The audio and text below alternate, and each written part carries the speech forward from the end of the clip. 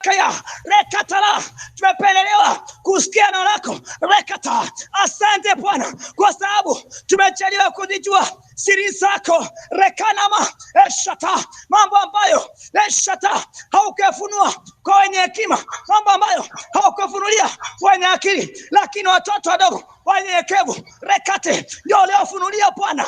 Resekaya ashata ikaraba eshata. Asante kwa neema hii rakatara ashara. Asante kwa fadhili zako rekanamana esharia esharia rekaya eshata. Baba, asante kwa sababu neno lako inaleta utukufu kwenye maisha yetu. Neno lako Bwana inapokuja inafanyika mwili na kuleta utukufu wako kwenye maisha yangu rekaya. Baba, mimi niko tayari rekata kuona utukufu wako utokao na neno lako Bwana. Resakaya esharia ekalabaya eshana ikaya. Aibu inaondoka eshata, utukufu wako unakuja. Aibu inaondoka, utukufu wa Bwana unachaa leshata kwa nyumba zetu. Utukufu wa Bwana unaongezeka kwetu kwa jina Yesu. Utukufu wa Bwana unaongezeka leshakaya makarabaya rekanamana isharabakaya rikanamana esikaya. Utukufu wa Bwana unazaa kwenye misetu rekatia eshake rekayada eshadia rekanamana ishara ikanamana eshakaya rakataleba eshatayada ikanamana eshatia rekatalaba rekata. Roho Mtakatifu reta eshadia. Asante rapayata rekatalaba. Tunashukuru. Amen. Haleluya. Ninatumaini kila mmoja unaendelea vizuri kabisa na mzima wa afya pale ulipo, na namshukuru Mungu ametupa kibali tena leo tupate muda wa kuwepo kwenye ibada na kusikia neno lake. Na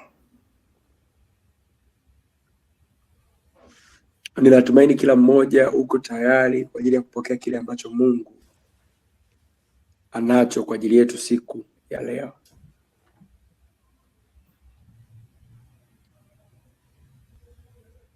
Kama upo tayari, nione mikono yako ya kumshangilia Mungu hapa.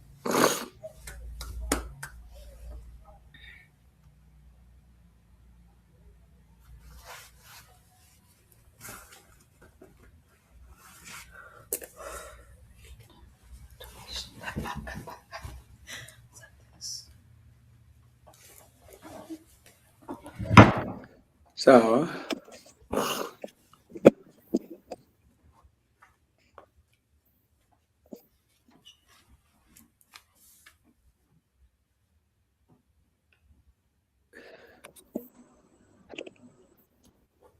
Wiki hii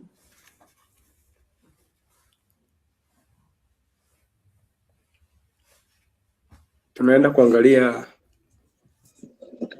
masomo mawili, na somo la kwanza litakuwa malezi ya kiroho, alafu somo la pili litakuwa maisha ya familia, yaani ndoa, familia na malezi. Na nitafundisha ndoa, familia na malezi baada ya kumaliza hili somo la malezi ya kiroho na ufuasi. Nataka kuna vitu niviweke sawa, na leo ninapofundisha malezi na ufuasi, leo nitakuwa naweka foundation, lakini kuna kitu nataka nikizungumzie kwa nguvu leo, nikiwekee msingi mzuri leo. Kuna mambo nitayasema as foundation, lakini pale mbele kidogo kuna kitu nitakizungumzia sana. Na naomba kila mmoja pay good attention. Utulie ili ujengwe, utulie ili usaidike, utulie ili tutoke kwenye kundi la kuwa watu ambao they do things emotionally and also they do things while struggling. Tuna makundi mawili ya watu kama sio matatu. Kundi la kwanza ni kundi la watu wanaofanya vitu wakiwa wanaufahamu wote na wanafanya kwa kujua kabisa, yani I know what I'm doing, I know the impact and the consequence thereof. Alafu kuna watu ambao wanafanya vitu ila yani they just follow, yani wanafanya, they are emotional, they don't know why they follow. Hawajui kwa nini wanafuata ila wanafuata. Hawajui kwa nini wanaenda ila wanaenda. Unajua kwenye kufuata nyuki wanasema fuata nyuki ule asali. Wangapi wanafahamu ukifuata nyuki unakula asali? Hebu punga mkono nione kama unafahamu kwamba kufuata nyuki unakula asali.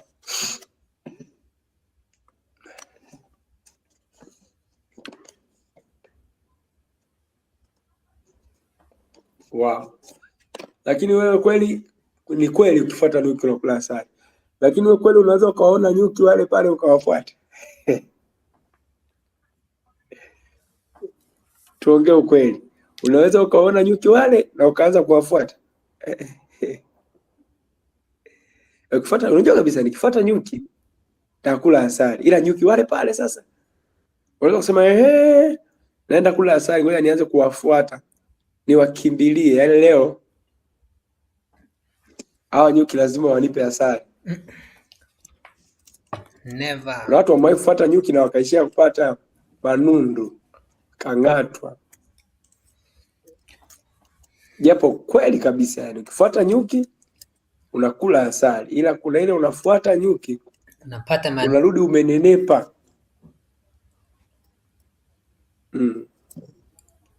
Unarudi umekuwa mnene. Shangaa ghafla jicho alioni.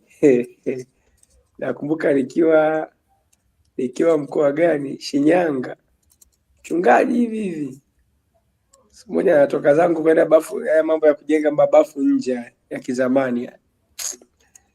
Toka zangu ndani niende bafuni kuoga, nyuki wamejaa mlangoni.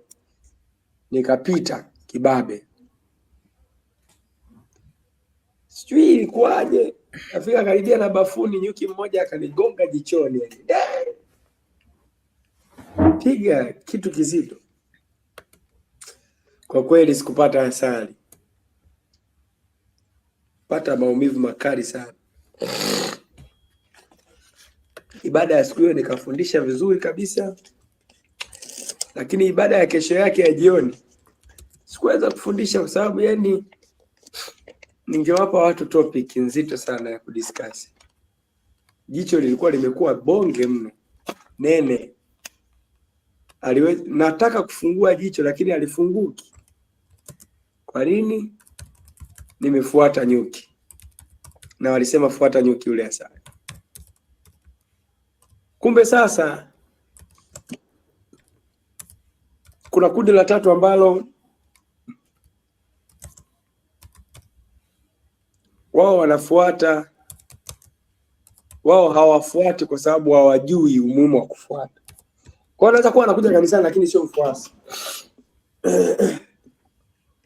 Sio mfuasi. Kwa hiyo maana yake hawezi kunufaika. Hawezi kufaidika na neema zilizopo pale kwa sababu hawezi kujua why naenda kanisani. Nifuate kwa nini? Cha msingi nimefika pale, nimeabudu, nimeondoka zangu. You can't make it that way. Lazima ifike point ambayo umekuwa mfuasi kweli kweli na umejua unafuata nini, kwa nini unafuata, kwa nini uwe imara kwenye kufuata. It is very important, muhimu mno. Kama unaanza kunipata na kuna picha unaanza kuipata, hebu punga mkono nione kama tuko pamoja.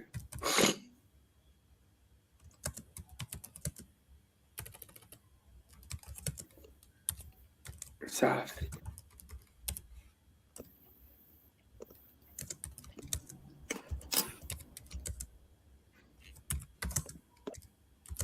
Sasa nianze kuweka maandiko ya msingi. Waefeso sura ya 5 mstari wa kwanza. Waefeso sura ya 5 mstari wa kwanza. Maandiko yanasema hivyo mfuateni Mungu kama watoto wanaopendwa. Kiingereza chake nasema be ye therefore followers of God as dear children. Be ye therefore followers of God as dear children. Fuateni Mungu kama watoto wapendwao. Follow God. Haya, andiko lingine la msingi ambalo nataka kuliweka hapo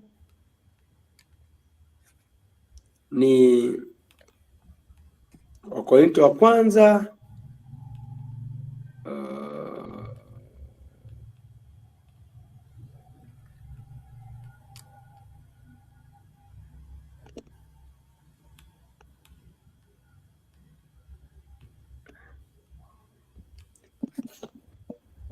Wakorintho wa kwanza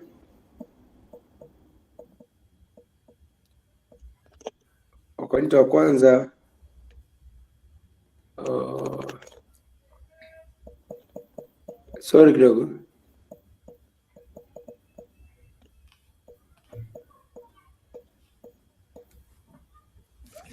Wakorintho wa kwanza 11 mstari wa kwanza. Wakorintho wa kwanza 11 mstari wa kwanza.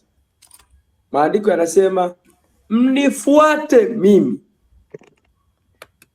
kama ninavyomfuata Kristo. Mnifuate mimi kama mimi ninavyomfuata Kristo. Maandiko hayo mawili yanatuonyesha dhana hii kubwa ya ufuasi, kwamba kwenye maisha haya kuna watu wanakuwa mbele kwenye njia zilizo sahihi na kuna watu wanapaswa kuwafuata wale walio mbele kwenye njia zilizo sahihi. Kuna watu Mungu atawatuma kuwa trailblazers, watengeneza njia, na kuna watu Mungu atawatuma kusimamia wengine kwenye namna ya kupita kwenye njia zilizotengenezwa, na kuna watu Mungu atawatuma kuwafuata wengine wanaoongoza au walio mstari wa mbele kuelekea uelekeo fulani kwenye maisha. Kwa hiyo miongoni mwa dhana ambayo ni kweli sana na ni halisi sana kwenye kizazi chetu cha mwisho hiki ni dhana hii kubwa ya ufuasi na ulezi wa kiroho. Na kimsingi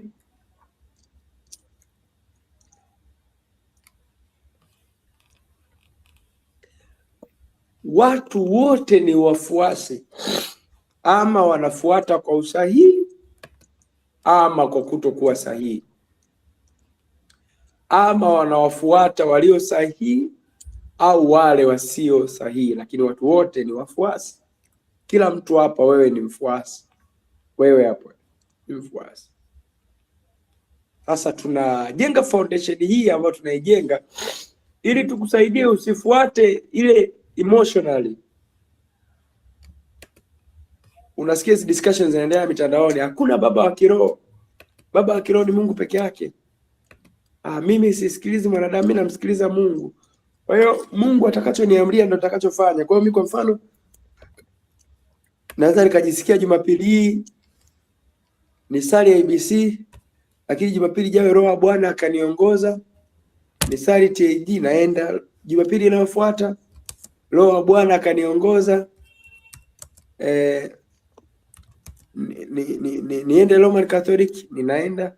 Jumapili ijayo Roho wa Bwana akiniongoza niende matembele ya pili kwa Suguye, naenda.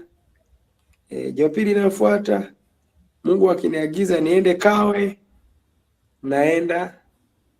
Baada ya hapo Jumapili inayofuata unakuta unamwona mshirika anatokea Jumapili hii kanisa hili, Jumapili ijayo unaona yuko kanisa lingine, Jumapili ijayo unaona yuko kanisa lingine. kuna nini kinatokea hapa? Mtu huyu hayuko principled, hajui ufuasi, hajui familia ambayo anapaswa kuwa, hajui anavyopaswa kufuata. Kwa sasa ni muhimu tujifunze ili ujue kwamba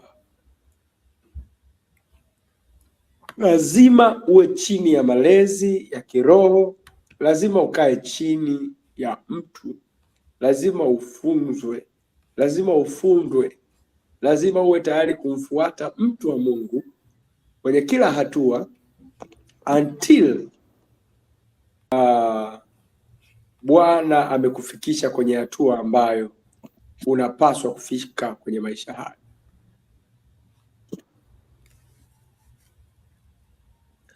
Ukisoma Biblia kwenye kitabu cha Mwanzo sura ya 2 mstari wa 24, Biblia inazungumza mtu ataacha babake na mamake, ataambatana na mkewe, nao watakuwa mwili mmoja. Ataambatana. Unaona kabisa kuna kundi lingine pia, mke na mume wanavooana, mke anakuwa mfuasi wa mume wake, anapaswa kumfuata mume. Mfuate, atakuwa anatangulia, na kuna makubaliano yatakuwepo kati ya watu wanaofuatana. Yaani unapokaa chini ya mtu, kwa mfano kama kanisani, wewe umeamua kuwa mshirika, mimi ni mwana wa Mungu chini ya baba Askofu Dickson Kabigumira kwa mfano, wa wale wa ABC Global, au chini ya baba fulani kulingana na kanisa lilopo, kwa sababu kuna wengine mko hapa na CABC. Sasa mimi nimeamua kufuata, kuwa chini ya mtumishi wa Mungu yoyote kwa jina lake. Mimi nimeamua kuwa mfuasi wa Pastor Jordan, na mfuata, niko chini yake. Manake nimeamua kuambatana naye, nina makubaliano ya kwamba maelekezo atakayoyatoa nitayafuata, uelekeo atakayoelekea nitakwenda, nitafanya atakayoyasema ni sahihi kuyafanya, na nitafanya yale ninayomuona akichukua hatua yaliyo sahihi kuyafanya. Zingatia neno, nitafanya yaliyo sahihi anayosema, na nitafanya yaliyo sahihi nitakayomuona akiyafanya. So it is very important unapofuata uwe pia unajua tuna guidance kubwa ya kufuata, na guidance hiyo inaanzia kwenye kujua. So jambo lolote usilo na ufahamu nalo, usikurupuke kulifanya, usiwe mkurupukaji. Wakurupukaji kwenye maisha haya huwa wanaishia kuumia. Nitafutie mtu yoyote anayefanya kitu kwa kukurupuka, out of emotions, not out of will, not out of understanding, just anahisi tu kama nimeona wanafanya na mimi ngoja nifanye.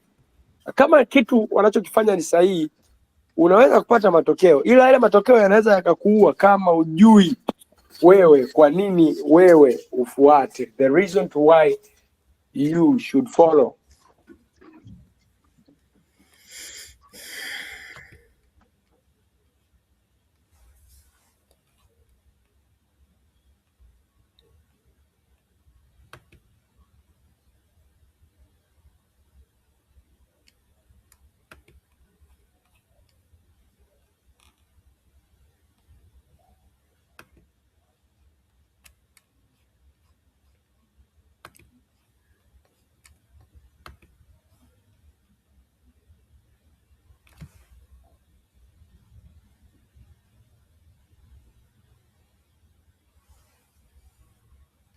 Kwa hiyo ufuasi unapaswa kuwa out of understanding, out of knowledge. Na ndio maana tunakufundisha. Ni kweli mwanzoni unaweza ukaanza kufanya mambo ya kifuasi bila kuwa na ufahamu. Na nimesema hapa kila mtu ni mfuasi, ama anafuata mtu aliye sahihi ama anafuata mtu asiye sahihi, na ama anafuata kwa usahihi ama anafuata isivyo sawa sawa. Sasa nataka nikusaidie ili ujue kwamba kuna hii principle ya muhimu mno ya kuizingatia kwenye maisha, principle ya kufuata, the principle of being a follower, being under guidance of men, kuwa chini ya malezi ya mtu wa Mungu ambaye Mungu amemwamini. Mungu aliona kabisa kwamba ninawatoa watu walitumikie duniani, na kila mmoja nitampa neema, nitampa vitu vya kufanya, na kila mmoja atakuwa na familia yake ya kiroho, kila mmoja atakuwa chini ya malezi ya mtu fulani. Ndio maana ukisoma kitabu cha Waefeso sura ya 4 mstari wa 11 12 pale inasema naye alitoa wengine kuwa mitume, manabii, wainjilisti, wachungaji, walimu, kwa kusudi la kuwakamilisha watakatifu. Kwa kuna watu ambao Mungu amewapa neema na amewaamini kwa ajili ya kuwakamilisha watu wengine. Yaani ni mtu kabisa, ni mtu, anaweza kuwa pia hata madhaifu anayo, anaweza kuwa wakati fulani ana tabia fulani kabisa ya mtu. Unaona Paulo aliwahi kumkataa Marko. Marko aliandika kitabu cha Marko. Paulo aliwahi kumkataa. Yaani alimkataa akasema siwezi fanya kazi na mtu hivi. Alafu kumbe huyo mtu ndo Marko sasa. Hebu waza. Yaani huyo mtu ni Marko, lakini Paulo aliwahi kumkataa. Wewe unajiuliza sasa Paulo alikuwa mtu alooni, kwani hakuiona kesho ya Marko atakuwa? Alikuwa mtu alooni, lakini kuna point, at some point he was a man. So watu wanakuwa ni watu kabisa unaofuata. Unamwona Petro, mtume anayefanya mambo makubwa, lakini kuna point anaogopa, alikuwa anaogopa Wayahudi. Kwa akiwa mahali ambapo Wayahudi wamuone anaweza kufanya kitu fulani ambacho anajua ni sahihi, lakini Wayahudi wakitokea, unaona Petro ana shy out. Kwa nini? Kwa sababu he was a man. So ndugu zangu, we have to know that Mungu ametupa watu tuwe chini yao, watulee na tuwafuate, lakini kwa msingi wa kuzingatia wanavyomfuata Kristo. Kwa tuwasikie maneno yaliyo sahihi wanaoyasema na tuyafuate hayo. Ufuasi ni nini? Andika hii kitu. Ufuasi ni hali ya kuambatana kwa kushikamana, kugandamana, kung'ang'aniana na baba yako bila kuachana. Ufuasi ni hali ya kuambatana kwa kushikamana, kugandamana, kung'ang'aniana na baba yako bila kuachana. You must have a father that no matter what, ije jua, ije mvua, upepo, mawimbi, kisulisuli, na chochote kitakachotokea, I will be a follower of this man. Nitakuwa mfuasi wa huyu mtu. Yaani mimi mazingira hayata niamulia nafuataje. Nimeamua kufuata. Mtu mmoja asema nimeamua kuwa mfuasi. Nione mikono mingi kama tuko pamoja. Usikuta nahubiria maroboti. Kuta maroboti ndio yamekaa hapa yananisikiliza mimi sijui. Unaona imeandikwa kabisa Nash, kumbe ni roboti. Kabisa imeandikwa Eliza, kumbe yani wewe unajua hapa niko na Eliza, kumbe robotic ni AI.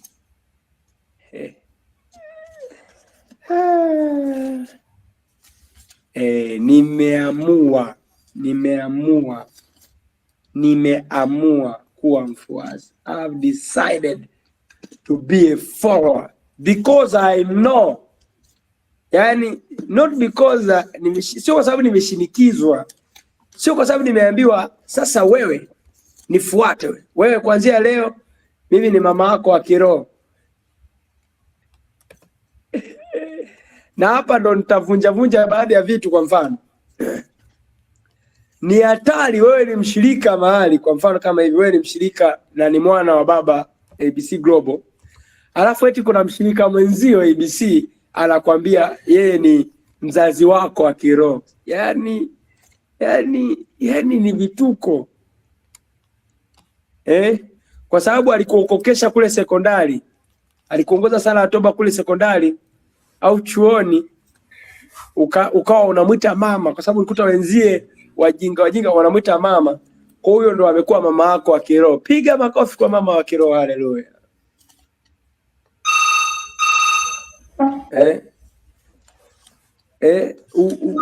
Una mtu mmoja mmekutana kanisani na umeona akitolewa pepo kama wewe tu, akisaidiwa kama wewe, alafu baadaye kwa sababu amepata labda ana kanamna fulani, ana kanema akakuwa kama kiongozi na nini na vitu kama hivyo, unashaka tu ghafla ameanza kusema yeye ni mama yako wa kiroho.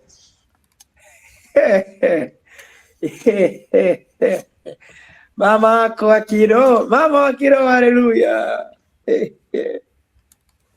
Mama wa kiroho au wa kiroho ni mama wa kiroho. Unajua mama wa kiroho kuna vitu vinaweza vikatokea namna fulani just because we don't have understanding. Beatrice anasema aina hiyo ya mama wa kiroho, tukisikia mshirika unawaambia washirika wenzako wewe ni mama wao wa kiroho, tutakufuatilia. Yani tukikusikia unawaambia washirika wenzako, jamani, mimi ni mama yenu wa kiroho, tunakuahidi ya kwamba tutakufuatilia, utatuambia wewe hao watu umewazaa lini? Umewazaa lini? Yani lini? Mimi mchungaji wako sio baba yako wa kiroho. Mimi ni mlezi wako na msimamizi wako. Lakini mimi na wewe wote tuko chini ya baba yetu mmoja anaitwa Dickson Cornell Kabigumila. Kwa hiyo naheshimu ile heshima ambayo mnaita baba. Najua kuna watu wengine ambao kwa out of respect anaita baba, lakini mimi kwenye moyo wangu najua kabisa yani mimi ni mlezi wako wa kiroho. We have our father, naye baba yetu. Yani hilo it has to be crystal clear.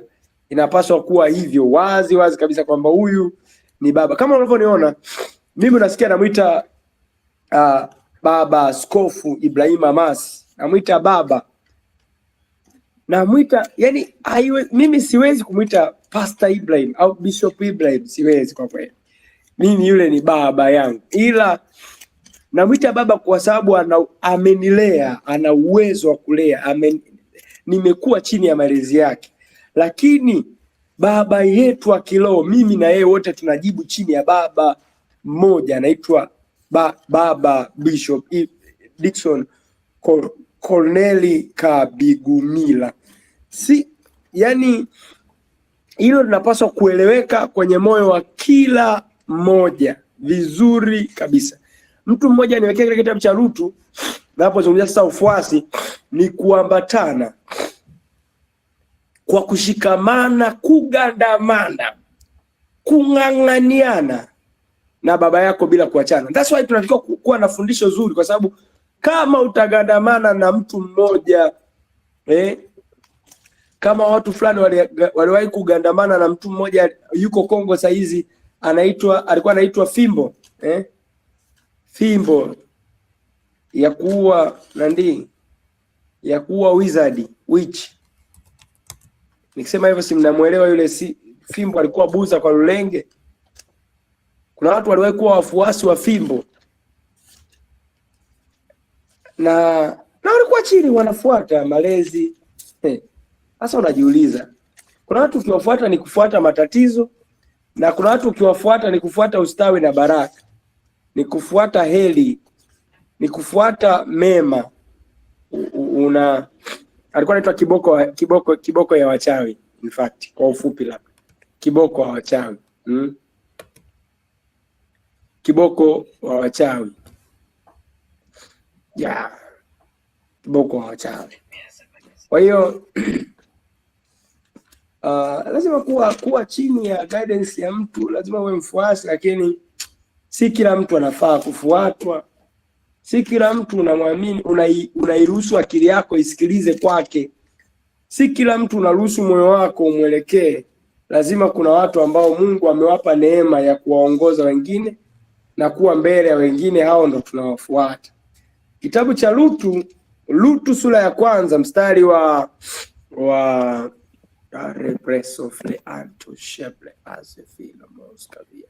Mstari wa 16 na 17 ilikuwa ni baada ya wale watoto wa wale huyu Naomi amefiwa na watoto wake Kilion na Marion. Marion na Kilion wamekufa. Basi akaanza huyu Naomi anawaonya wale wakwe zake akiwepo Lutu pamoja na Olpa. Mungu akamuonya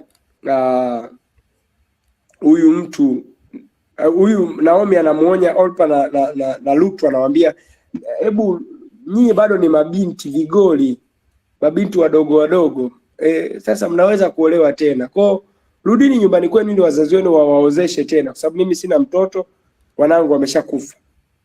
Olpa akasikiliza maneno ya mama mkwe na akaondoka.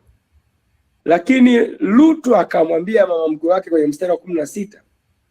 Lutu baada ya Naomi kuwa ameongea hayo, mstari wa 16 Biblia inasema naye Lutu akasema, usinisini kuache nirejee nifuatane nao, maana wewe uendako nitakwenda, na wewe utakapokaa, na wewe ukaapo nitakaa, watu wako watakuwa watu wangu na Mungu wako atakuwa Mungu wangu. Pale utakapokufa nami nitakufa, papo hapo nitazikwa. Bwana nitendee vivyo na kuzidi. Yani try to think, mtu amemwambia na kufuata, watu wako watakuwa watu wangu, Mungu wako atakuwa Mungu wangu. Ufuasi unahusisha mambo mazito kama hayo. Yani unapomfuata mtu, maanake una regard kwamba huyu mtu nimemuelewa Mungu wake, nimemwamini Mungu wake, najua Mungu wake ni sahihi, nitaambatana naye.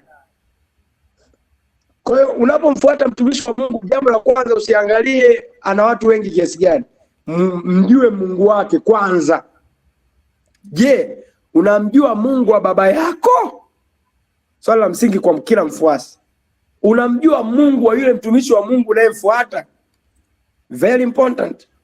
Na mtumishi wa Mungu yoyote ambaye hataki umjue Mungu, ndio wale wanaanza kuwaambia watu, mimi nitakuombea, wewe huna haja ya kuomba, wewe cha msingi niletee sadaka. Ukikutana na mtumishi wa Mungu anaongea vitu kama hivyo, umeshafuata tatizo, umefuata bomu. Mtumishi wa Mungu ambaye anakuelekeza kwenye visaidizi, yani kuliko kukuelekeza kwa Mungu, anakuelekeza kwenye visaidizi. Kuna maji ya kutoka Israeli. Mwingine akasema maji ya kisima cha Roho Mtakatifu. Najiuliza, okay. Mwingine akasema haya, mlete kucha, nywele za visogoni, kucha ya mwisho ya kidole. Mwingine akasema mimi nawaombea ninyi, hamna haja ya kuomba, ninyi leteni tu sadaka. Mtumishi anayekuficha Mungu wake ila unaona ana matokeo, huyo sio mtu wa kuaminiwa, sio mtu wa kufuata. Unamfuata Mungu mtu ambaye uko tayari kumfuata Mungu wake na watu wake. Yani kwa mfano kama hivi tulivyo ABC, leo tumekuwa familia. Unaona kabisa Mama Elizabeth Mjema na watu wote tuliopo hapa tumekuwa familia, ndugu kabisa. Lakini kilichotufanya kuwa ndugu hivi tulivyo, wakina Ngailo, unaona mtu anaitwa Ngailo, mtu anatokea ukoo wa Kivuyo, mtu anatokea ukoo wa Masawe, mtu anatokea ukoo wakina nani hawa, wakina Masei. Kila mmoja anatokea ukoo wake hapa, ukoo wakina Kalele, wakina Kakulima. Lakini leo eti sisi wote ni familia, yani mambo yako yanatuhusu moja kwa moja, maisha yako yanatuhusu moja kwa moja. Kwa nini? Kwa sababu tumemfuata mtu, na kama tumemfuata yeye, manake watu wake, ambao kila mtu wa baba yetu anakuwa mtu wetu, kila ndugu anakuwa ndugu yetu automatically. Ndio ufuasi uko hivyo. Jambo la pili, ufuasi ni kufuata kunakohusisha kuiga mfano wa mwenendo wa babako, kuiga mfano wa mwenendo, mfano wa tabia, mfano wa namna ya utendaji wa mambo. Mbona wachungaji wa ABC wana upendo? Watu wa ABC wana upendo, unagundua baba yao yuko hivyo. Mtu mmoja aliwahi kusema, mwenye hekima mmoja aliwahi kusema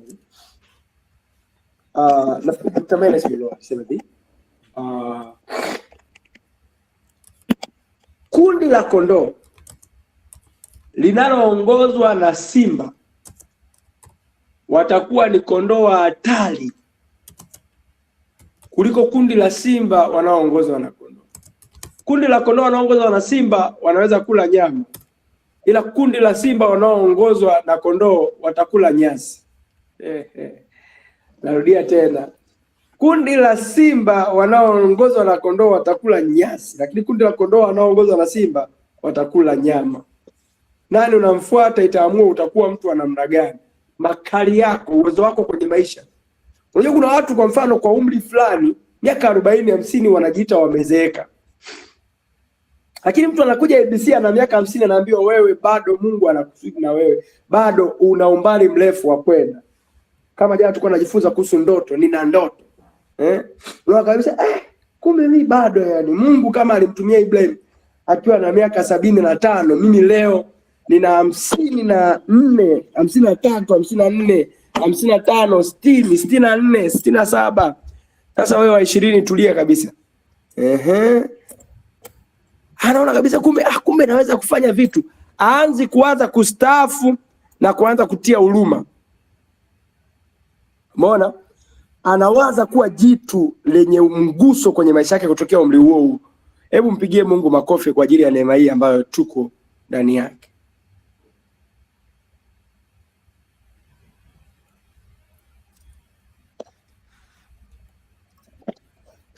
Tunafahamu hata Bwana Yesu alipokuwa duniani, moja ya kitu alitengeneza watu wanaomfuata. Bwana Yesu anawaambia wanafunzi wake alipokuwa anakutana na wale mitume, alikuwa anawaambia tu neno moja, nifuate. Yaani hana maneno mengi. Nifuate. Mathayo sura ya 4 mstari wa 18 na 19. Naye alipokuwa akitembea kando ya bahari ya Galilaya, aliona ndugu wawili, Simeoni aitwaye Petro na Andrea nduguye, wakitupa jarife baharini, kwa maana walikuwa wavuvi. Akawaambia, nifuateni nami nitawafanya kuwa wavuvi wa watu. Mara wakaziacha nyavu zao wakamfuata. Nifuateni. Narudia hapa kwenye pointi ya msingi. Tunafuata mtu anayeweza kutufanya kuwa namna ile ambayo Mungu anataka tuwe. Kuna watu Mungu amewapa uwezo wa kuwafanya wengine kuwakamilisha wengine. Kwa hiyo tunafuata mtu sio kwa sababu tu ni mtu anasema jamani nifuateni. Tunafuata mtu mwenye uwezo wa kumfanya mtu kuwa, ambaye ana matokeo ya watu aliyowafanya kuwa. Aliwakuta tu ni watu wamekata tamaa na maisha hawaelewi elekeo maisha yao, akamwambia wewe nitakufanya kuwa. Mtu anakuwa na impact na mguso alionao. Ukitaka kujua mtu unayemfuata na neema ya kuwafanya watu kuwa, fuatilia watu wanaomfuata mtu huyo. Watu ambao wameambatana na mtu huyo kwa muda fulani wamekuaje? Unaona kuna mtu alikuwa anauza tu alikuwa ni mwanzo anaishi maisha tu ya kawaida ya dhambini. Alipookoka mwanzoni alianza na kuuza maandazi, lakini baadaye saizi amekuwa ni mwanamke anayetikisa kwenye dunia ya madini. Ndani ya mataifa zaidi ya 75 amekuwa kinara mara kadhaa. Kuona kabisa huyu mtu ninayemfuata kumbe anaweza kumfanya mtu kutoka kwenye umaskini kabisa mpaka kuwa dude ambalo linaweza kutoa sadaka mamilioni. Okay. Unaona kuna mtu alikuwa tu ni mwanafunzi tu wa kawaida ambaye alikuwa huenda ana mpango wake tu wa masomo ya kawaida, lakini leo tuna mtu anaitwa Profesa Ngailo, tuna Profesa Ebeneza Chaula, tuna profesa, yani maprofesa wengine wengi ambao wanatokea, Afu na wewe Masai, wewe ukiangalia vizuri unaweza kuwa profesa wewe hata kama sio kufundisha chuo. Piga masters Masai, si doctorate inawezekana. Hebu Masai kama inawezekana kufikia PhD, hebu punga mkono ni kuone. Masai baraka. Tukimaliza masters si PhD inawezekana? Amina. Haraka hapa naona kama yuko au ni roboti lake. Amina. Ni hivyo tu. Wako wengi tu ambao mna uwezo kabisa wa kusoma na kuwa madude. Sio kuishia pale pale. Usiridhike unapata ka degree unasema mimi nimeshajigundua nataka tu degree. Acha mambo yako wewe. Soma kama una kichwa kinakubali wewe piga shule. Pasua anga. Nenda mbali.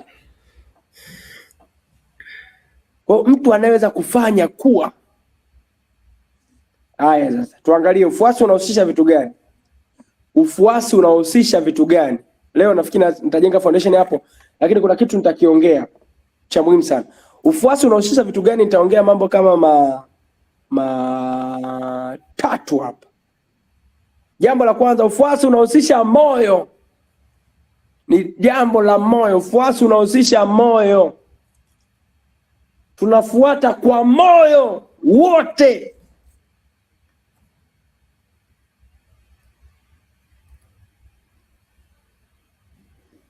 Ili ufaidike na ufuasi, lazima ujue ufuasi unahusisha moyo. Kitabu cha Malaki sura ya 4 mstari wa 6 Biblia inasema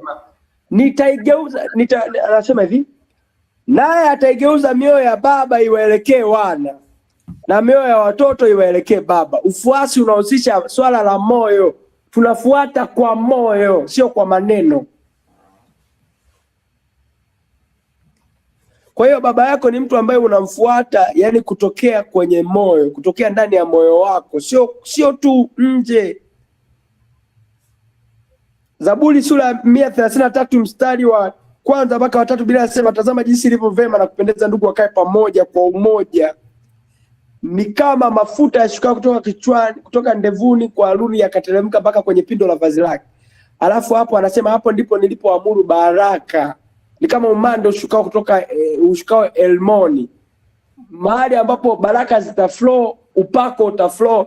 Ni mahali ambapo mtu anafuata kwa moyo, pamoja kwa umoja, sio pamoja tu, pamoja kwa umoja. Sasa kwa umoja ndio inazungumzia issue ya moyo, pamoja kwa umoja moyoni, sio jambo la nje tu. Hapana. Na ndio maana mfuasi upasi kuwa na akili zile za kwamba namfuata kwa sababu ana magari, namfuata kwa sababu ana nyumba, namfuata kwa sababu ni maarufu, namfuata kwa sababu anaweza kunipa hela, anaweza kunipa makazi. No, hatufuati makazi, tunamfuata mtu kwa moyo. We follow a man from the heart. Tunamfuata kwa moyo wote. Mtu mmoja sema, Mungu, ninaomba moyo wa ufuasi. Nipe moyo wa kufuata. Nipe moyo wa kufuata.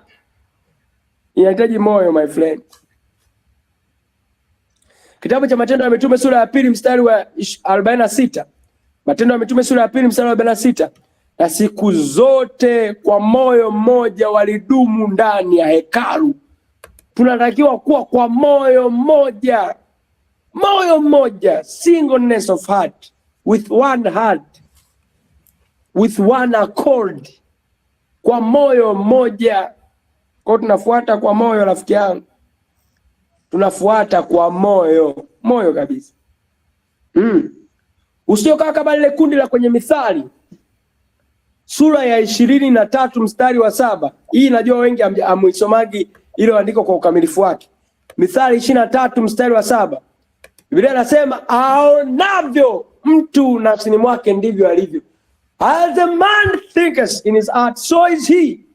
Alafu mbele anasema akuambia kula, kunywa, lakini moyo wake haui pamoja nawe. Kumbe kuna mtu anaweza akakupa kabisa meza yake, kaa ule, kaa unywe, sadaka hii hapa, lakini moyo wake haupo. Wewe sio aina hiyo ya watu. Uwe mtu ambaye upo na moyo wako upo kabisa, na kuhakikishia. Kwa mfano hivi uko chini ya malezi yangu mimi kabisa hivi, pale na kulea hapa wale wa ABC mzee. My good friend, ukigundua moyo wako au kubaliani, unakuta tu moyo wako, yani kuna kiwango cha heshima kipo moyoni. Sahau kufaidika na chochote kinachotokea kwangu. Nikibariki, nikisema maneno ya baraka hayatashika kwako. Nikisema yani vitu ambavyo vinaweza kuwatokea wale wanaofuata kwa moyo wote, wewe havita kutokea. Unahudhuria ibadani ndio, lakini moyo wako je, upo? Unapoita pasta, je, moyo wako upo? Unaposema huyu ni baba yangu, je, moyo wako upo?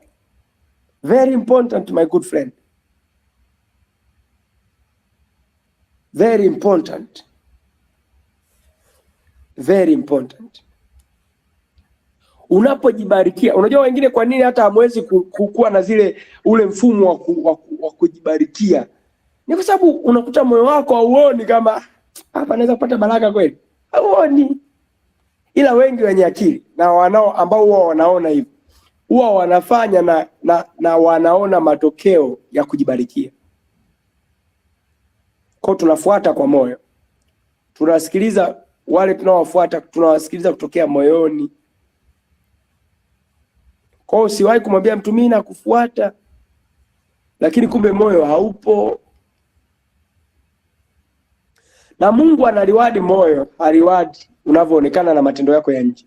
Kwanza kama hayakutokea moyoni. Kwa matendo yote unaweza kuyafanya kama hayakutokea moyoni, ni ngumu sana kupata matokeo ya kiungu kwenye jambo hilo. Jambo la pili, tunafuata kwa kutumia akili. Yaani tunafuata kwa kutumia akili, with understanding, we follow with understanding. Tunafuata kwa ufahamu, kwa uelewa.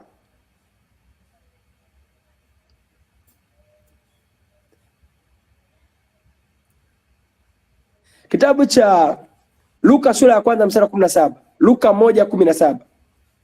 Luke chapter 1 verse 17. Luka 1:17. Luka 1:17. Tunafuata kwa kutumia akili. Luka 1:17. Naye atatangulia mbele zake katika roho ya Elia na nguvu zake, naye na kuigeuza mioyo ya baba iwaelekee watoto, na kuwatiria waasi akili za wenye haki.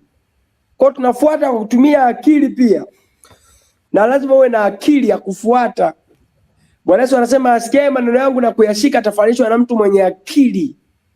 Akili za wenye haki, ambaye amejenga nyumba yake juu ya mwamba, upepo ukaja ukaipiga, lakini nyumba ile ikapona isianguke. Lazima uwe na akili kama mfuasi. Na miongoni mwa akili ambazo unapaswa kuwa nazo, lazima ujue kuhusu ufuasi na faida zake. Hilo la kwanza.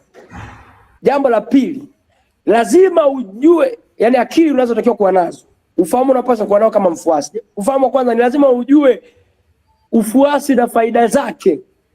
Jambo la pili, lazima umjue unayemfuata na alichobeba unachokihitaji. Ujue niliyemfuata amebeba neema gani. Washirika wengi mnajikuta mnaanza kutafuta madhaifu au kurithishwa madhaifu au kuanza kupewa stori za madhaifu fulani ambayo wakati mwingine haipo hata haiko hata hivyo. Unakuta mtu anaanza kuja kukuambia mama mchungaji ni hivi, mchungaji ni hivi, baba yetu ni hivi. Na wewe unachukua yale maneno kwa sababu hujui ulichofuata, unachokihitaji kwa huyo mtu ni nini. Yule mtu aliyeponywa kwenye kitabu cha Yohana sura ya 9 mstari ya 30 kule anawaambia watu kwamba ni mwenye dhambi sijui, kwamba ana pepo sijui, ninachojua mimi nilikuwa kipofu sasa naona. Yaani kuna ule ufuasi kwamba namfuata huyu mtu kwa sababu kuna ufahamu ninao. Wakina Petro walimfuata Yesu, wakati ule Yesu amewaambia kunyweni damu yangu na mle mwili wangu. Watu wengi Biblia inasema wakamwacha. Yesu akawauliza wanafunzi wake, na nyinyi mtaniacha? Ni kama hapa ambapo baba alionekana kama watu wengi wakasema ameanza kufanya siasa, ameacha njia ya Mungu. Kuna watu wengi wametikiswa na hilo jambo. Lakini kwa nini sisi tunaendelea kufuata? Kuna kitu tumekigundua na tunajua hicho kitu baba bado anacho, hajakiacha na yuko kwenye njia iliyo sawa sawa. Wanafunzi wa Yesu wakamwambia twende kwa nani Bwana, wakati kwako kuna maneno yenye uzima. Tumesikia maneno yaliyotufanya kuanza kuiona kesho yetu kwa ubora. Tumesikia maneno yaliyotufanya tuamini katika afya ya kiungu. Tumesikia maneno yaliyotufanya kuwa majitu ya imani, kuamini katika kufanya vitu, kuamini katika uwezo wetu. Tumesikia maneno yaliyotufanya na sisi tujione watu. Kwa hiyo kwa huyu mtu tuna maneno ya uzima, kuna mambo tunayohitaji, kuna neema ifanikishayo, kuna neema ya ustawi, kuna neema ya neno, ya mambo mengi. Kwa tunafuata kwa kujua yule tunayemfuata na nini. Jambo lingine, akili nyingine unapaswa kuwa nayo ni kujua nini ufanye ili ufanikiwe kwenye ufuasi wako. Unapaswa kujua nini nifanye, yani nafuataje? Nini nifanye ili nifanikiwe kwenye ufuasi wako? Ufuasi unahusisha kutumikia. Unaona kabisa wakina Petro walikuwa tayari kutumwa kila walipoenda, kufanya kila walichotumwa na Yesu. Kutumia mali zao, vitu vyao, kufanya yale mambo ambayo wanaagizwa kufanya na Yesu. Walikuwa wako tayari kuhudumia maisha yake. Walikuwa wako tayari kumlinda, kusimama naye kwenye kila mazingira. Kuna wakati wanapoenda kwenye kitabu cha Yohana sura ya 11 mistari ya 30 na kitu pale, wanasema walifika point wakasema twende tukafe naye. Yani the men were ready to die with him.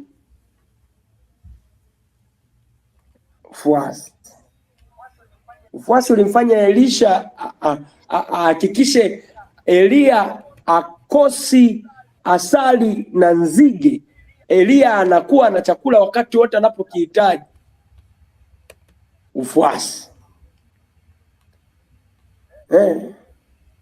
Ni ukweli kabisa.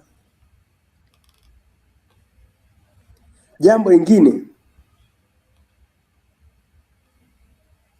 unapaswa kuwa na ufahamu, yani ujue namna ya kushinda vikwazo vya njiani ili usiache kufuata. Ujue kushinda vikwazo vya njiani ili usiache kufuata. Kuna muda unayemfuata anaweza kukwambia hebu simama hapa, nisubiri hapa. Kama Elia alivyomwambia Elisha, hebu nisubiri hapa tuone. Elisha akamwambia Elia kwamba utakapokuwa nitakuwa hapo, sikuachi. Unapoenda naenda na wewe. Utakapoweka mguu wako, alipokutuma Mungu amenituma na mimi. Alichokutuma Mungu kanituma na mimi. Mungu amekutuma wapi? Nitakuwa hapo. Mungu amekutuma nini? Nitafanya hicho. Ufuasi unahusisha kufanya alichotumwa na Mungu yule mtu unayemfuata. Lakini pia yani ujue kabisa kwamba kuna muda utakutana naye ndio hivyo kama gerezani, atapitia mambo magumu. Utakuwa tayari kufuata kwenye nyakati ngumu. Kuna wakati anaweza kuwa aggressive namna fulani. Kuna wakati kafika sehemu naye anasubiri kwa Mungu ampe maelekezo ya pa kuendelea mbele. Yani nisikilize, unayemfuata naye si anamfuata Mungu. Kwa kuna point nafika yuko blank naye anasubiri maelekezo ya Mungu ya hatua za kwenda mbele. Ni kama wana wa Israeli wanamfuata Musa nchi ya maziwa na asali. Wamefika baharini, Musa mwenyewe hajui cha kufanya. Kuna point mnaweza mkafika baharini, Musa mwenyewe hajui cha kufanya. Lakini anakwambia tulia, utauona wokovu wa Mungu. Uko na mimi Musa hapa, tulia.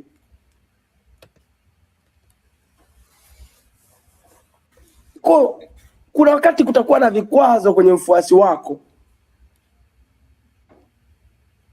Haya, jambo lingine, unapaswa kutenda kwa akili kila wakati unapoagizwa jambo na yule mtu unayemfuata. Lakini jambo la mwisho kabisa, unapaswa kuwa na uwezo wa kupambanua mambo ya kufuata. Unapaswa kuwa na uwezo wa kupambanua mambo ya kufuata. Kuna jambo unaweza ukaliona na ukagundua ili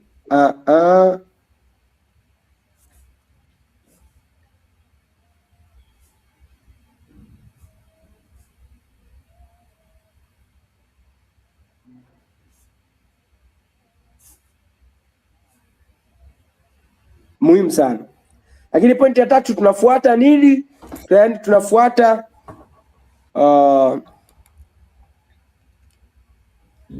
Ufuasi unahusisha nini? Jambo la tatu, ufuasi unahusisha mwili.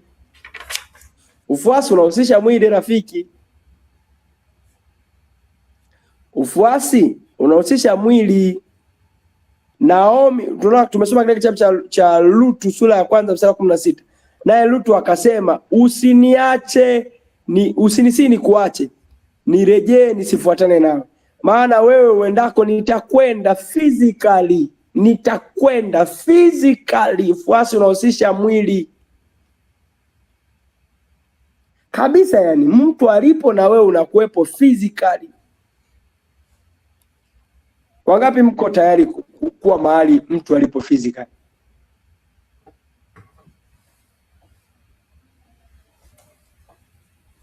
Unaona kabisa. Mimi nimeona watu kama kwa mfano maaskofu wa ufufuo na uzima, wengi wamejenga, wale wadaa hapa, wengi wanaishi maeneo jirani na wanakoishi baba yao. Yaani wengi wale maaskofu wa ufufuo na uzima, wengi wanaishi jirani na eneo analoishi baba yao, ili baba yao kukiwa na jambo lote la physically wanakuwepo. Ninyi hapa kuna watu ni wafuasi ndio kabisa yani, lakini kwa mfano mkahitajika, unaanza visababu. Leo mimi najisikia uvivu, leo nimechoka sana.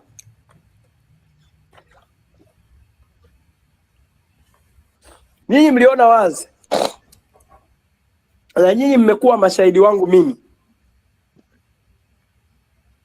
Kwa mfano kuna kipindi tulikuwa tunafanya ibada, mara tuko Msewe, wiki ijayo tunaenda ufufuo na uzima, tunarudi tena makao makuu. Kuna wakati ilipita tulikaa kama wiki 2-3 hatuko tawi la Msewe. Wangapi mnakumbuka hicho kipindi?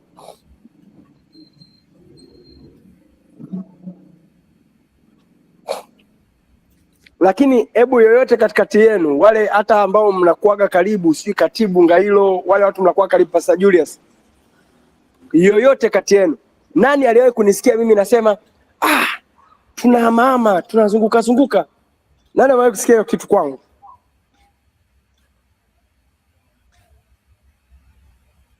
Hujawahi kusikia. Kwa nini? I follow even physical. Yes. Yani physical mimi nafuata baba yangu alipo, naenda. Wengi mmeona vile ambavyo kwa neema ya Mungu tumekuwa tukipata nafasi ya kusafiri na baba wakati fulani akiwa hapa mjini. Nyinyi wengi mnafikiri labda ilianza baba alikuwa anapiga simu, mwanangu njoo tunaelekea mahali fulani. No. Mimi nilikuwa nikisikia baba anaenda sehemu fulani, natoka naenda. Nikiona baba yuko live mahali fulani, natoka naenda. Yaani kuna siku baba yuko kwenye ibada, nakumbuka siku moja yuko Kibamba pale. Yupo ibadani anaombea watu. Akiwa anaombea watu ghafla nashangaa nimetokea, nimekuwa shemasi. Akaniambia, wewe Mwakataga umetokea wapi? Yaani ananishtukia nimetokea ibadani. Physically unpleasant. Nipo. Kwa ufuasi unahusisha kumfuata mtu physically. Kwa hiyo ndio maana wale watu hata unavyomfuata mtu unahusisha kuhudumia mahitaji yake ya wengine wanasema unahusisha kumuombea, lazima umuombee. Unapomuombea unamuombea moyo wake, unamuombea ufahamu wake, unamuombea, lakini pia unahusisha kuhudumia maisha yake ya kimwili kabisa. Kuhudumia maisha yake ya kimwili, kujibarikia kwa kuhudumia maisha yake ya kimwili kabisa. Ndio maana kuna wengine katikati yenu, mimi nawafahamu, wako wenye hekima katikati yenu ambao mbali na kuwa kuna ile Jumapili wanatoa prophetic offering pale hapa kanisani. Wengine mnajua hata prophetic offering yenyewe hutoi. Mwingine kwenye kutoa kuna namna yako ya kutoa. Lakini kuna wengine ambao mbali na kutoa prophetic offering, lakini unakuta sometimes naweza kumtafuta nikamwambia kuna jambo fulani akafanya, au sometimes anaweza akafikiria mwenyewe kwamba huu mwezi nanunua chakula fulani na chakula fulani na chakula fulani napeleka nyumbani kwa baba, au nampelekea baba, au nampa nitatoa sadaka fulani kwa baba yangu kwa baba yangu au kwa mchungaji wangu mwezi huu. Mimi nimeona kuna watu ambao hapa wana consistency. Unakuta labda ukikaa unakuta mwezi mmoja umevuka, lakini karibu kila baada ya muda fulani unakuta ameleta chakula, ameleta sadaka fulani. Unaona, okay, huyu mtu anajua kabisa kwamba I don't follow only in the spirit, nafuata mpaka mwili wa huyu, natakiwa kuhudumia mpaka maisha yake physical, lakini pia anapaswa kuwepo anapokuwepo. Anakuwa wapi? Napaswa kuwepo. Siku moja watu wakamfuata Yesu, wakamuuliza, mwalimu, unaishi wapi? Yesu akawaambia nini? Ndege wana viota vyao, lakini mwana wa Adamu hana mahali pa kulaza kichwa chake. Kuna watu mimi nawafahamu katikati yenu hapa ambao yani wewe unachojua ni mchungaji amekuja kanisani Jumapili. Mchungaji anaishi wapi? Mchungaji ana nyumba yake au analipa kodi? Hujui.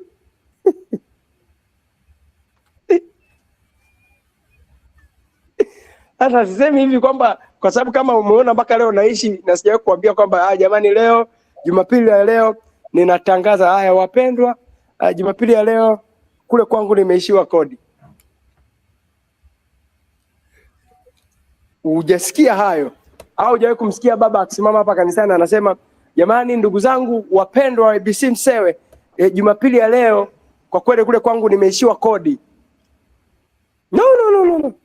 Ila kwa wafuasi anapaswa kujua, okay, baba yangu huwa anaishi mahali na analipa kodi na kodi yake ni hivi, na anakuwa anajua, okay, kwa mimi kwenye ile kodi nitakuwa nafanya hivi physically.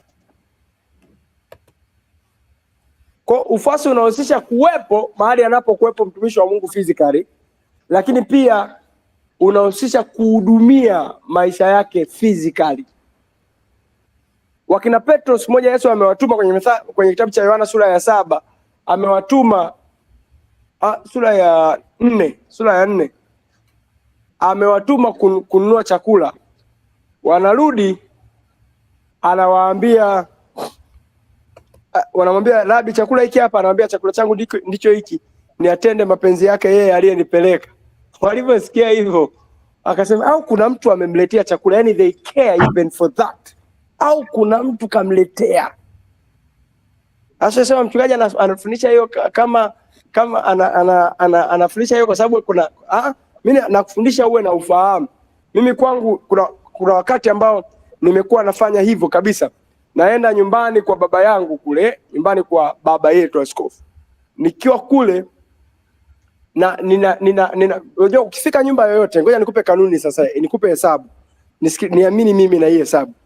Ukienda nyumba yoyote, fanya urafiki na watu wanaokuwa jikoni. Utakuwa unatendewa mema sana. Watu wa jikoni, haleluya. Uwe rafiki mzuri na watu wa jikoni. Sasa mimi watu wa jikoni kule kwa mzee wangu ninahakikisha tunatengeneza nao urafiki. Na natumiaje huo urafiki sasa? Huwa anauliza kwanza mafuta gani ya kula ambayo mama anapenda kuyatumia hapa nyumbani.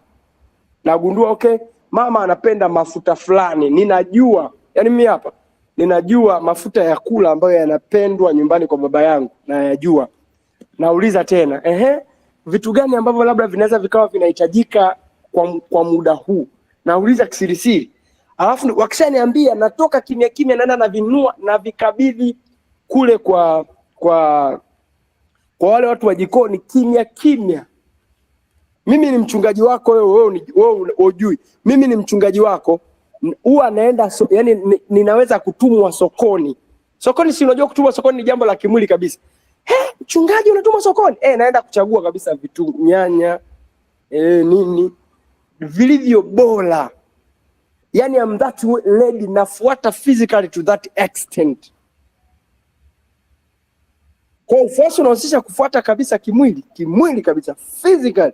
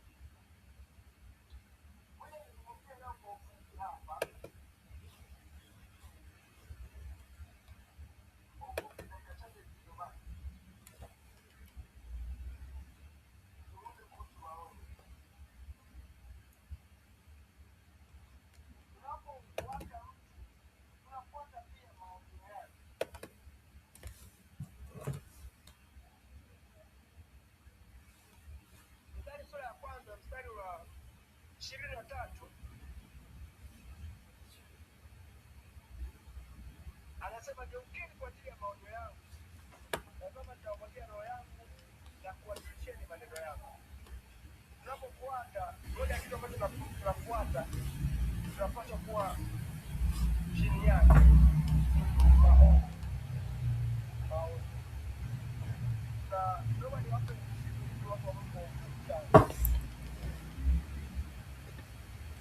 Moja ya changamoto kubwa ya kizazi ni kizazi cha watu ambacho hakitendi maonyo. Maonyo ni maelekezo ambayo yamewekwa maalum kukusaidia usiingie kwenye hatari. Maonyo ni maelekezo maonyo kitu kitakachokuingiza kwenye hatari kikakuumiza na kukupoteza. Maonyo ni maelekezo yanayotolewa ili usije ukafanya kitu cha hatari kinachoweza kukuumiza na kukupoteza au kikakuua kabisa. Unaona, ukifika sheli unakuta kuna alama zimewekwa pale, usivute sigara, zima injini, usifanye nini. Yale ni maonyo ili lisije likatokea jambo lililo baya. Maonyo yamewekwa, alama za barabarani, kuna maonyo yamewekwa. Na hata mababa walezi ambao Mungu amekuweka chini yao, sisi tunaweza kukupa maonyo kabisa, maonyo kwenye mambo mbalimbali, maeneo mbalimbali ya maisha. Moja ya kitu ambacho unapaswa kujua, rafiki yangu, ni hiki: hakuna baba ambaye atakulea alafu ukakosa maonyo. Ukiwa mtoto ambaye unalelewa na hakuna maonyo unapewa, ni hatari, si salama.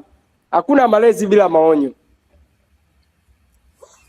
Hakuna malezi bila maonyo. Maonyo ni ya muhimu sana. Biblia inasema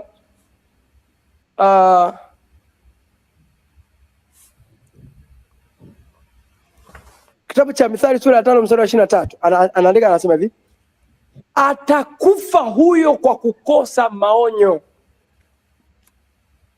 naye atapotea kwa wingi wa ujinga wake. Atakufa huyo kwa kukosa maonyo.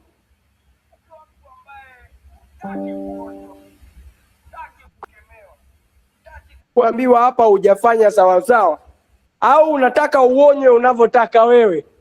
Unajua kuna kakundi kengine kanataka kaonywe kanavyojisikia, yani ego yake iwe massage, yani aonywe na ajisikie vizuri. Unataka ujisikie vizuri kuonywa? Kitabu cha Mithali sura ya 5 mstari wa 12, Biblia inasema, ukasema jinsi nilivyochukia maonyo na moyo wangu ukadharau kukemewa. Unapokaa chini ya malezi, moja ya kitu ambacho you have to expect kitatokea: utaonywa, utakemewa. Mimi namshukuru Mungu anazidi kutupa hekima. Sisi tunaweza kuligadi hata umri wa mtu, tunaweza kuligadi hali ya mtu, lakini maonyo yanahusisha kumwambia mtu hapa umefanya, yani kabisa utakemewa. Unapokaa chini ya malezi, you have to get ready for that, kwamba kuna muda nitaambiwa nisiende mahali ambapo nahisi natakiwa kwenda. Kuna muda nitaambiwa niache kitu ambacho mimi nahisi ni sahihi kwangu. Hivyo unajua hakuna kitu hatari kama kitu nahisi ni sahihi, alafu mkuu wako anakuambia hiki sio sahihi, acha. Wewe unaona mimi nang'ang'ania, mimi nimeshagundua mimi ni sahihi. Usinipange, una mpaka wako. Hutaki kukosolewa. Unasikia ushuhuda wa watu kama Pastor Lilian, anakwambia wazi wazi kabisa kwamba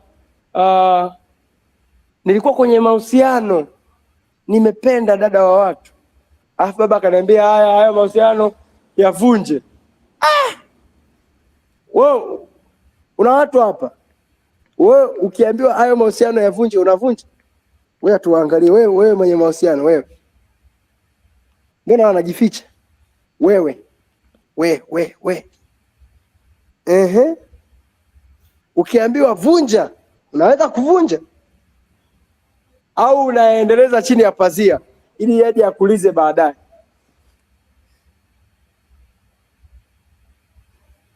unaambiwa elekea uelekeo fulani, unaweza kufuata huo uelekeo. Na maonyo yanahusisha, yani maonyo sio emotional. Maonyo ni kitu ambacho mtu anakuwa ameona, anajua kabisa huko anakoelekea huyu siko.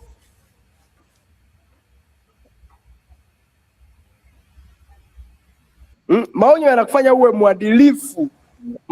Maonyo ni njia ya uzima. It's a way of life. Mithali 6:23 anasema, maana maagizo hayo ni taa na sheria hiyo ni nuru, na maonyo ya kumwadilisha mtu ni njia ya uzima. Maonyo ni njia ya uzima.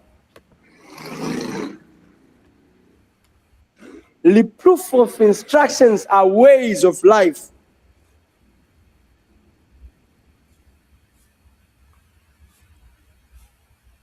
Unapokubali kuonywa, unarudishwa kwenye njia ya uzima. Lakini unapokataa kuonywa, unakosa, yani unajikuta unaishia kwenye maumivu. Maandiko yanasema, mwana mwenye hekima usikiliza mausia ya babaye, bali mwenye dharau asikilizi maonyo. Mwenye dharau unamuonya, moyoni mwake anakusonya. Unamuonya, anafanya anayoyajua yeye mwenyewe. Mwana mzuri ni mwana ambaye anakubali kuonywa, anakubali kukemewa, kuambiwa hapa ulikosea, usirudie tena, na anashukuru kupata mtu wa kumkemea. Kuna watu nakuta hawataki mtu anaweza, yani hataki mtu wa kumkemea, hataki mtu wa kumwambia acha hii, usiende huko, hataki. Yeye ndo yeye. Mwamuzi sura ya ngapi? Sijasahau nakuwa Mwamuzi sura ya ngapi?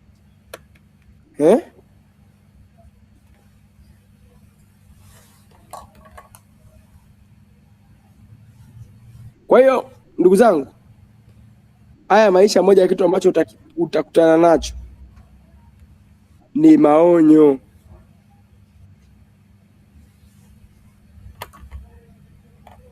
Wathesalonike, kitabu cha kwanza cha Wathesalonike sura ya 2 mstari wa 3 anasema, kwa maana maonyo yetu sisi sio ya ukosefu wala ya uchafu wala ya hila.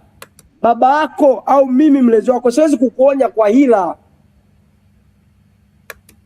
na kuonya yaliyo sahihi ambayo unapaswa kuenenda nayo. So ni hatari pale ambapo utaonywa alafu utaenda kuanza kufanya discussion ya kwamba umeona sasa alivyoniambia ni hivi na hivi na hivi, na shida ni shida.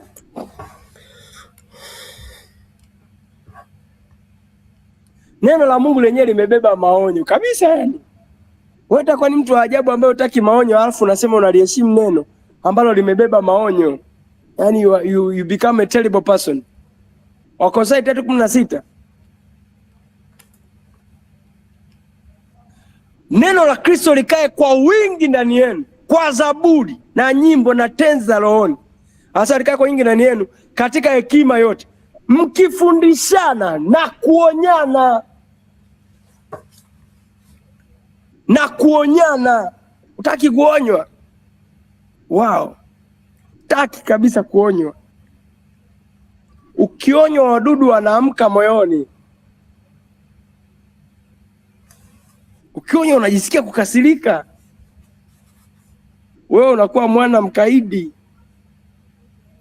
Ndugu yangu, nataka kwenda mbali, nataka kustawi. Moja ya kitu ambacho lazima ukae chini kukubaliana nacho ni maonyo. Kubali kuambiwa kitu ambacho wewe unahisi ni sahihi, ukaambiwa sio sahihi. Kubali. Kubali kukatazwa jambo fulani, usifanye hili, na ukaacha kweli kwa sababu umeambiwa usifanye.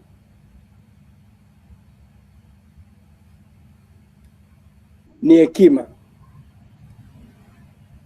Ni muhimu sana. Bali pengine Biblia inasema anayekataa maonyo ni kama mnyama. Ni hatari, yani kuwa kama unajua, kama unavizia hivi. Usiende huku, unakuwa unazunguka, yani kama unavizia, yani kwamba unategea yule aliyenionya yupo. Kama hayupo napiga tukio, akiwepo natulia. Sasa huo ni unafiki, ni kujiumiza mwenyewe. Akiwepo nafanya, asipokuwepo atajua mwenyewe sifanyi kitu. You are hurting yourself. Wangapi mmenielewa vizuri?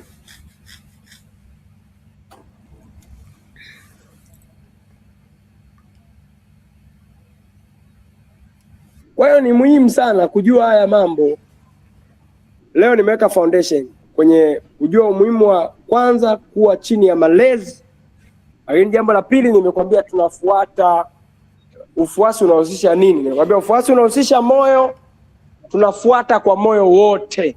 Ufuasi unahusisha akili, nikakwambia lazima ujue ufuasi na faida zake, lazima umjue unayemfuata na anachokihitaji, lazima ujue namna ya kushinda vikwazo vya ufuasi, lazima ujue namna ya kufanya ili ufaidike na yule unayemfuata. Hayo mambo yakae moyoni mwako. Lakini jambo lingine nimekwambia ufuasi unahusisha mwili. Kwenye eneo la mwili nikakwambia jambo la kwanza unahusisha kuwepo alipo unayemfuata. Physically presence kwa mtu unayemfuata. Uwepo alipo mtu unayemfuata. Kwa mfano wewe ni mfuasi wa baba yetu. Maana kila mahali utakapoenda, hata ukitoka Dar, ukienda mahali pana ABC na inafikika, unaenda ABC. Lakini ukienda mahali hapana ABC, unaendelea kufuata online na mtandaoni, huku unatafuta kanisa la kiroho sahihi na unaenda kusali. Umesikia maneno yangu? Kwa hiyo sio kasema mimi siendi kanisani kwa sababu hakuna ABC. Tafuta kanisa la kiroho ukaabudu. Acha habari zako. Very important. Lakini jambo lingine tunaposema unamfuata mtu kimwili ni kuhudumia mahitaji yake ya mwili. Jua anakula nini? Jua kuhusu kuvaa kwake. Jua kuhusu mahitaji yake ya mwili kabisa, haya physically.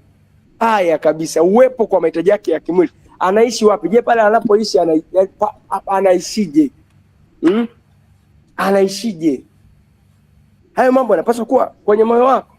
Lakini jambo lingine nikamwambia, kubali kuwa mtu unayeonyeka. Kubali kukemewa, kubali kuonywa, kubali kukaripiwa. Kubali kuambiwa hapa huko unakoenda siko, hivyo unavyofanya sivyo. Acha nienda huku. Useme mimi ni mtu mzima bana na maamuzi yangu. Useme mimi ni mtu mzima na maamuzi yangu. Ni kweli na maamuzi yako, lakini unapokaa chini ya malezi, kuna wakati utaamuliwa. Mwenye maamuzi yako utaamuliwa. Ni kweli una maamuzi na tunaheshimu maamuzi yako, ila utaamuliwa, utaambiwa fanya hivi na utapaswa ufanye. Utaambiwa usile, funga. Utaambiwa njoo Google Meet. Hapa kwa maamuzi yako wewe saizi, wengine ungekuwa unaangalia movie saizi. Naongea uongo kwani? Lakini kwa sababu kuna maamuzi umepewa, uko hapa saizi, uko Google Meet. Unapata hekima, unapata ufahamu. It's very important. Wengine kwa ungekuwa ni maamuzi yako sasa, ungekuwa umeshapoteza direction ya maisha kabisa, ingekuwa ni maamuzi yako.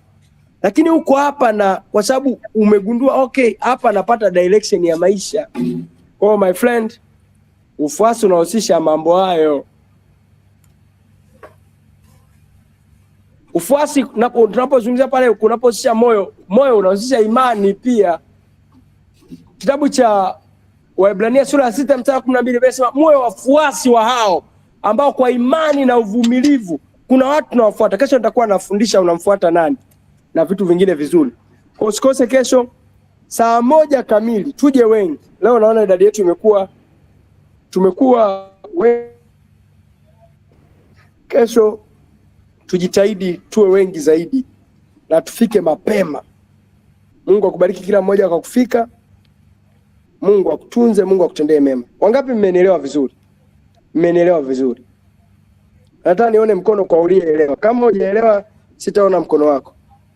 Shahidi wa kwamba wewe hujaelewa nimekuchanganya. Ni pale ambapo sitaona mkono wako.